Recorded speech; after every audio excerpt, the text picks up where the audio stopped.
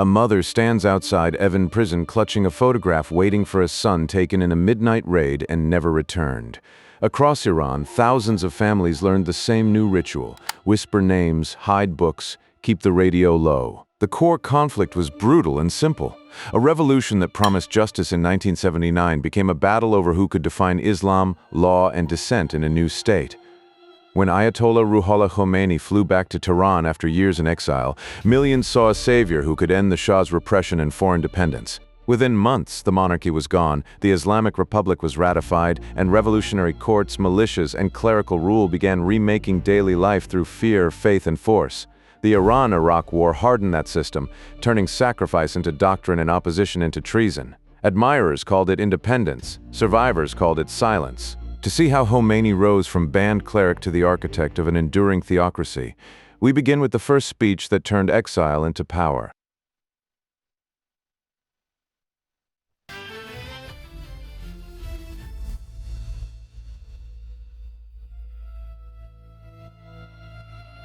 Before he stepped off an Air France jet into a nation in revolt, Ruhollah Khomeini spent decades learning how power in Iran was made and how it could be broken. Born in 1902 in Qom to a clerical family, he inherited a language of law and grievance early. His father, also a cleric, was killed when he was an infant, a family trauma that fed a lifelong conviction that injustice must be answered, not endured. He studied in Arabic and then Qom, mastering jurisprudence, philosophy, and theology in the seminaries that shaped Shiite authority. For years he was known as a serious teacher, not a mass political figure. But after Grand Ayatollah Hossein Boroujerdi died in 1961, space opened inside the clerical hierarchy. At the same time, Shah Mohammad Reza Pahlavi accelerated the White Revolution, promoting land reform and social change under an increasingly centralized, security-heavy state backed by Washington. To supporters, it was modernization. To many clergy, bazaar merchants, and conservative believers, it looked like forced secularization guarded by Savak. Khomeini moved from critique to confrontation. During Muharram in June 1963, he delivered a sermon in Qom casting the Shah as a tyrant in Shiite historical terms ordinary Iranians understood instantly. The state responded before dawn. He was arrested, and protests erupted in Tehran, Qom, and beyond in what became the 15 Khordad uprising. Troops fired on demonstrators. The exact toll was contested, but the political effect was clear. A pattern emerged that would define the next 15 years. Khomeini spoke in moral absolutes, the monarchy answered with force, and each crackdown widened his audience. After a period of release and surveillance, the clash sharpened in 1964. Khomeini denounced legislation granting legal immunity to U.S. military personnel in Iran, framing it as national humiliation. The Shah chose removal over another cycle of street bloodshed. In November 1964, Khomeini was expelled, first to Turkey, then to Najaf in Iraq. Exile was meant to silence him. Instead, it gave him time to build a theory of rule.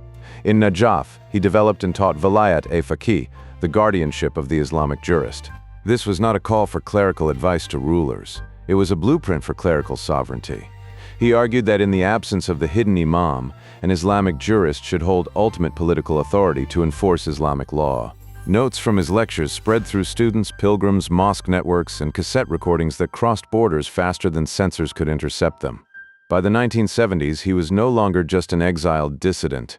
He was the ideological center of an alternative state still waiting for territory. Then the monarchy began to fracture in public. In January 1978, a state-linked newspaper attack on Khomeini triggered protests in Qom. Security forces killed demonstrators. Shiite mourning rituals converted grief into scheduling.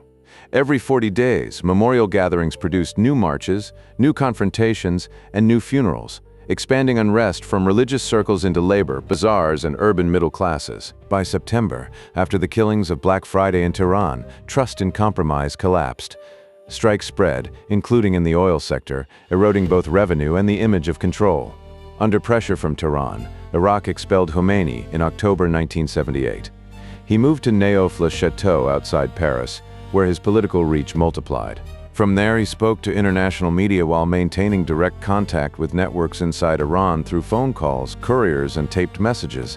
The contrast became strategic theater, an austere cleric in exile versus a heavily armed monarchy losing legitimacy by the week.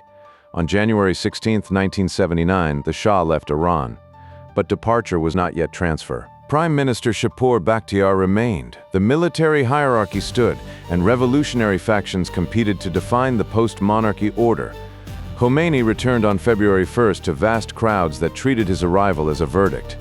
At Beheshti Zahra Cemetery, among graves of protesters killed in the uprising, he denounced the existing government as illegitimate and declared he would appoint his own.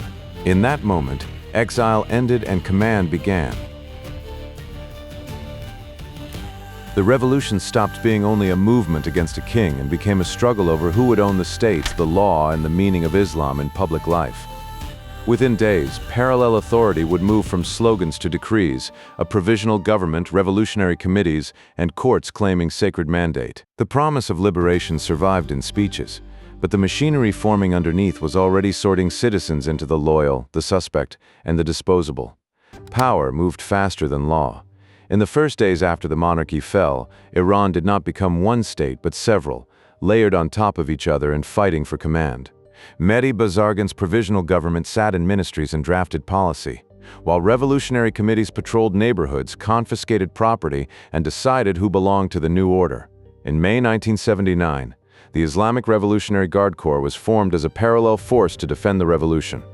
It also defended one interpretation of that revolution from all rivals. The courts changed next.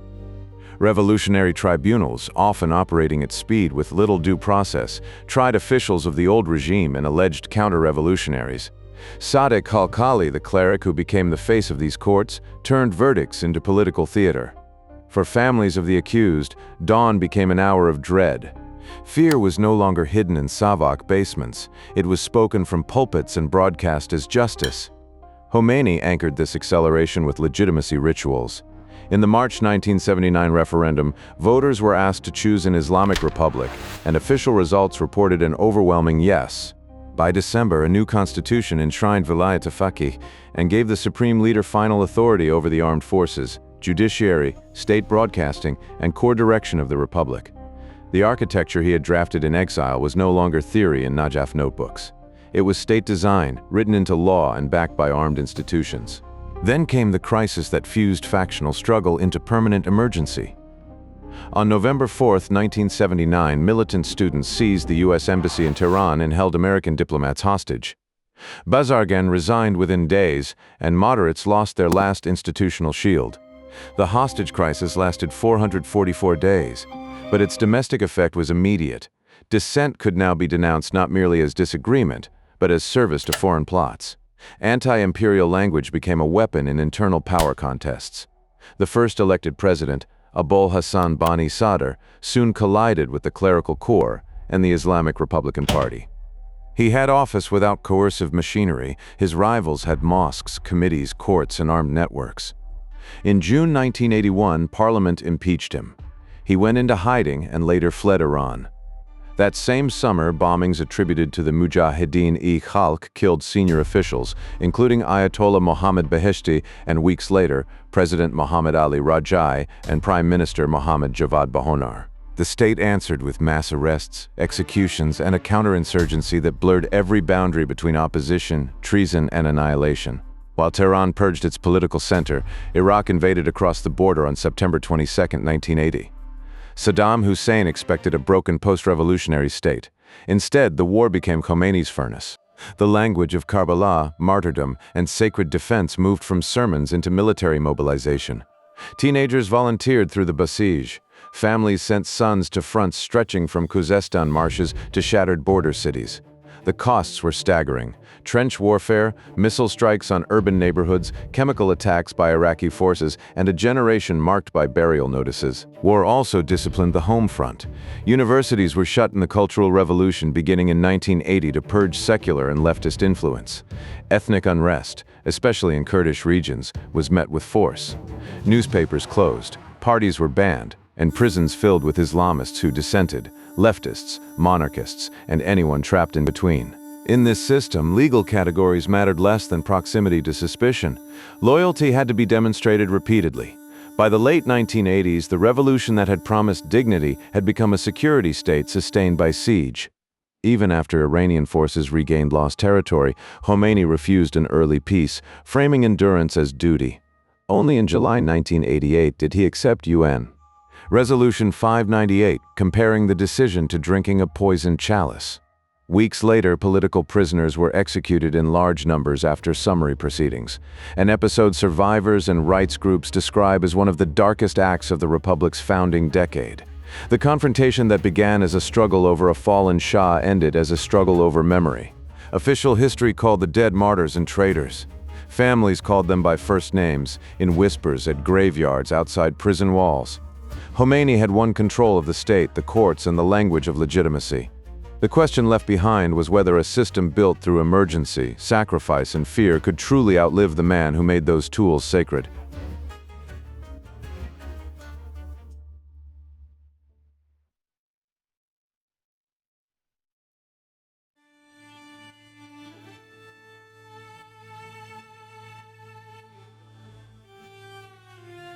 By the summer of 1988, the revolution's language of sacrifice had run out of bodies to spend.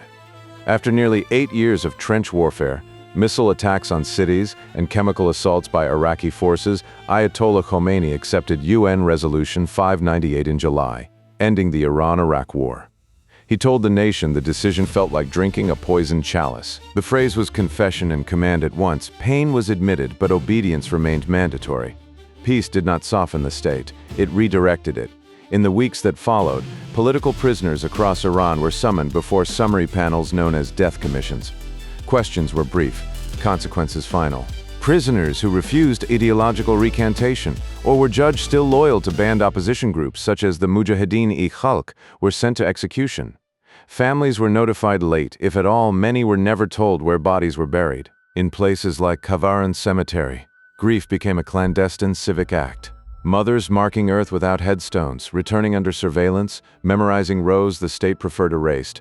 Khomeini's final year also expanded the revolution's reach beyond Iran's borders. In February 1989, his fatwa against novelist Salman Rushdie transformed a literary controversy into a global security crisis and signaled that the Islamic Republic claimed authority not only over territory, but over offense itself. Critics saw a warning that revolutionary legitimacy could be projected anywhere against anyone, with consequences measured in fear. Inside Iran, succession planning moved behind closed doors while public ritual remained defiant. Constitutional revisions in 1989 restructured the republic for life after its founder. The post of prime minister was eliminated. Executive authority was concentrated in the presidency, and the leadership framework was adjusted so the next supreme leader did not have to match Khomeini's senior clerical rank as a marja. The system was being recalibrated from charismatic rule to procedural endurance. On June 3, 1989, Khomeini died. Within hours, the question that had haunted the Republic since its birth became immediate. Could the state survive the man who had fused theology, revolution, and coercion into a single command structure? The answer came quickly. On June 4th, the Assembly of Experts selected Ali Khamenei as supreme leader, with Akbar Hashemi Rafsanjani playing a decisive role in consolidating a lead agreement. The transfer was contested in private, but executed in public without institutional collapse.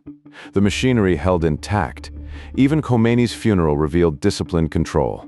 Vast crowds flooded Tehran in scenes of mourning, and chaos repeatedly disrupted burial procedures. Yet after the spectacle, offices opened, courts convened, prisons remained full, and the organs of ideological enforcement kept operating. What had begun as one cleric's insurgent doctrine in exile had become a durable state architecture. That architecture rested on overlapping pillars built during his rule. The supreme leader's constitutional supremacy, the Revolutionary Guard's military and political weight, the Basij's social surveillance networks, the Guardian Council's power to shape electoral choice, and a judiciary that treated security as a theological category. In this design, elections existed, but boundaries were pre-drawn. Debate survived, but within lines patrolled by institutions born in emergency. The human ledger never closed. Veterans returned from the front to neighborhoods changed by rationing, funerals, and propaganda murals. Former prisoners carried silence into marriages and workplaces. Families of the executed kept photographs in drawers, bringing them out only among trusted company. Across decades, reformists, dissidents, and bereaved relatives would challenge official memory. From student protests to later nationwide uprisings, while the state answered with the same grammar it learned in the founding years: conspiracy, sedition, suppression.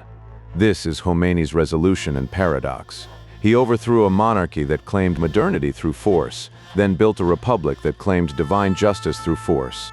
He gave millions a vocabulary of independence from foreign domination, and millions a daily practice of fear at home. Admirers remember sovereignty reclaimed. Survivors remember doors kicked in before dawn.